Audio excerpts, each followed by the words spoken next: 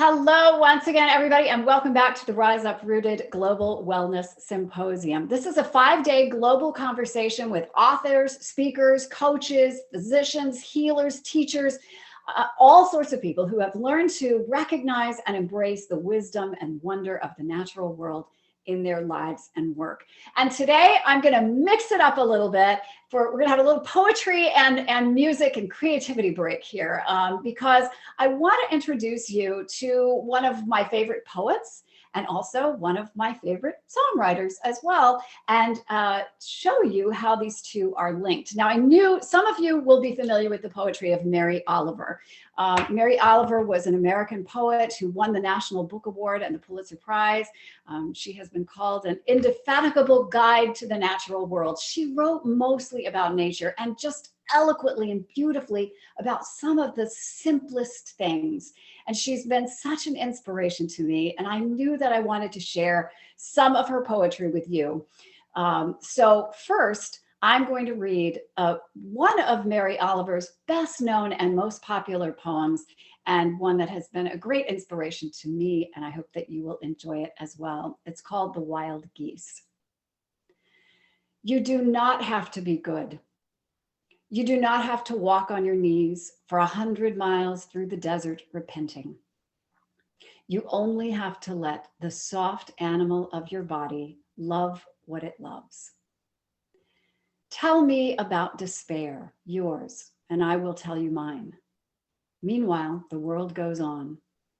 Meanwhile, the sun and the clear pebbles of the rain are moving across the landscapes, over the prairies and the deep trees, the mountains and the rivers. Meanwhile, the wild geese, high in the clean blue air, are heading home again. Whoever you are, no matter how lonely, the world offers itself to your imagination, calls you like the wild geese, harsh and exciting, over and over, announcing your place in the family of things. Ooh, I just get chills just reading it. That's The Wild Geese by Mary Oliver. Now, last year, I heard an interview with a songwriter here in North Carolina, where I'm based. So he's actually a neighbor of mine, David Wimbish. He's the lead singer and songwriter for The Collection, which is an indie pop band here in North Carolina. And I heard them play a song based on this poem. And the song is absolutely beautiful. I'm including the link on this page. Either pause this and go listen to that now and come back to this interview, or be sure to listen to it after this interview, because honestly, I just was talking to David and I said, this is kind of like the theme song for this symposium. It's such a beautiful song, and The Collection is just fabulous band. So I invited David Wimbish to come and talk to us a little bit about the origins of this beautiful song and about his work as a songwriter and his creative process. But let me just tell you quick about The Collection before I bring David on.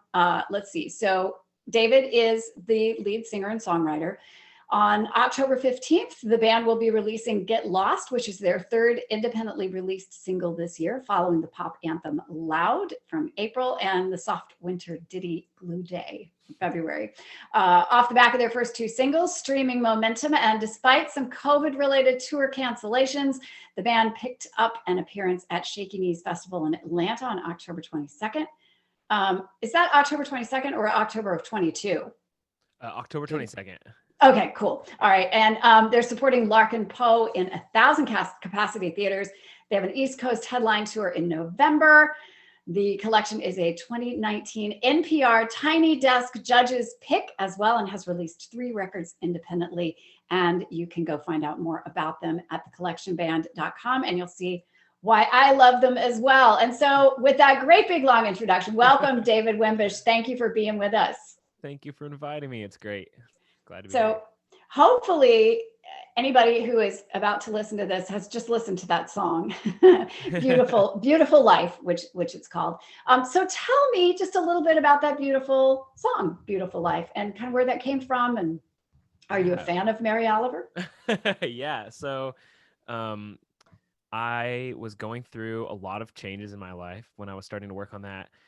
going through a divorce. I think a lot of just like foundational changes in my life and my beliefs. And um, yeah, lots of my friends moved away all at the same time. The band was changing. It just kind of felt like everything that was foundational to me felt like it was falling apart all at once.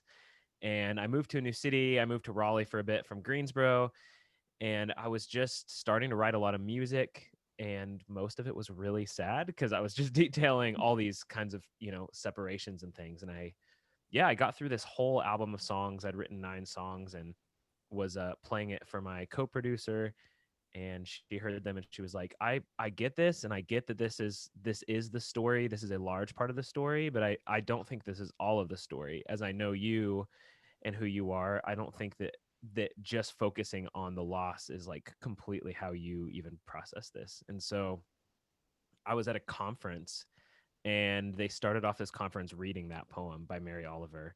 And the very first line, "You do not have to be good," I broke down. I was just crying, and yeah, made it through that poem, and then probably read it to myself 100 times. And I was just like, this is it. This is the thing I needed for this season. And dove in. Very hard to marry Oliver, but at first, yes, it was totally just focusing on that poem. And I just couldn't get out of my head the idea that if I could write a song that just started off with "You do not have to be good," how much could that affect somebody else in the same way that I was affected? So I started working on the song because of that. And a lot of it felt like it tied together for me with the ideas around the way that like nature naturally like processes its own, like the way that things decompose, and then they become the fertile ground for more things to grow. And so being able to look at my situation as like this one period of big loss and change in my life, but being able to see via that poem that um the world keeps turning. There are things that keep going. They keep growing out of the old things that we have. And there was some hope in the decomposition process about like what ground it was laying for the rest of my life. And so the song kind of came out of that space. And then we decided to put it at the beginning of the album, hoping that you could hear all the songs about loss via that song rather than the other way around. Yeah, I love that analogy of the decomposition in the natural world and coming up from that. And to be clear, you guys didn't just set the song to music or something, put music No. behind the song. It's really your interpretation Right. of what she's trying to express. But although you do use that line, that first line, "You do Right. not have to be good." Yeah. Right. Yeah. I mean, I think that that's the only way that I know how to do things anyway, is put them in my own words. But yeah, it was more like how that poem affected me. I wanted to write a song based on that effect, almost, going through my own losses and changes in my life. So yeah, that's Yeah, how yeah. Beautiful Life Well, came. I think you've really captured the essence of what she's trying to do in that poem. So let's just talk a little bit about your own creative process. Do you have, well, first of all, have you written any other poem or songs based on poems, on poetry, on hers or anyone else's? Is that a thing for you, or where does your inspiration typically come from?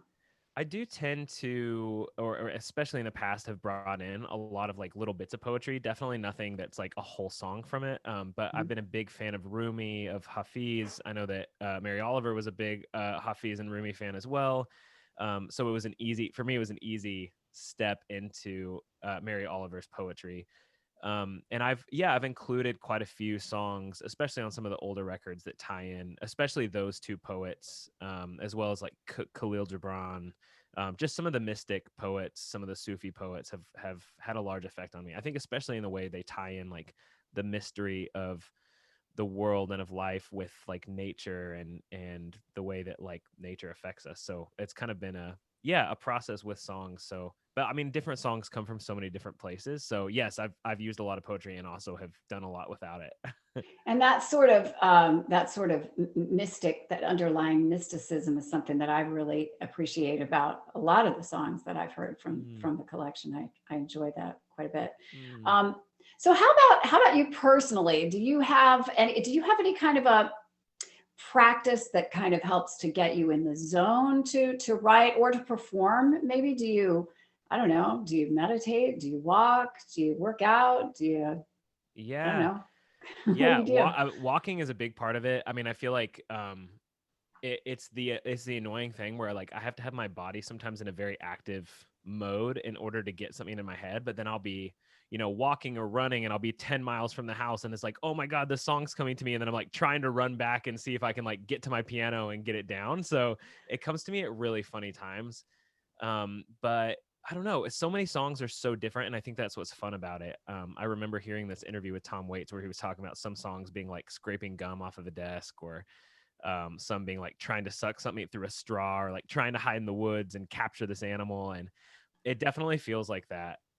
So I live in this really small house and there wasn't enough room for all my instruments. So my entire dining room area is just a grand piano and it's like basically connected to the kitchen. So a lot of mornings I just wake up and I make coffee and I just sit down at the piano and play and like try to do an hour or two of just playing and see what comes to me. And it's been a really helpful process.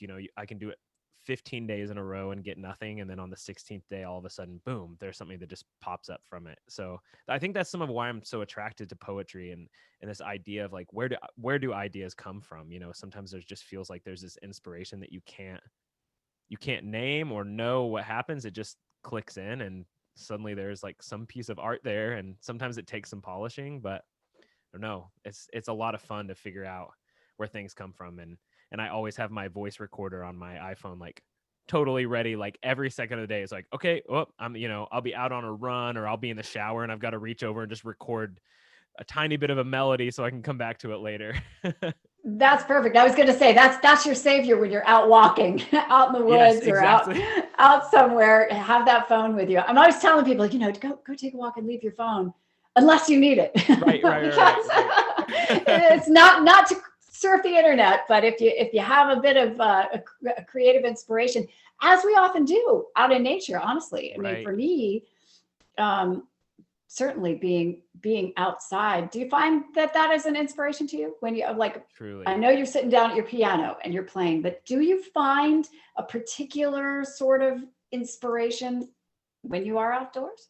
Truly. I think for me specifically, being somewhere near water has been very important. My mind is always just going a million miles a minute. It's really hard to calm it down. Even with meditation and practice meditation, I just find that it's really hard to calm my mind down. But there's something about moving water and having a background noise that it's like it almost distracts my consciousness just enough that my subconscious starts being like, cool, here's ideas. So I've written, I mean, a lot of the album that Beautiful Life's on, the album's called Entropy, and a lot of that album was written at the beach, or like cabins by rivers, outside. So yeah, specifically water and birds, I think tend to come up a lot in, just the sounds that help me develop writing songs and get inspiration.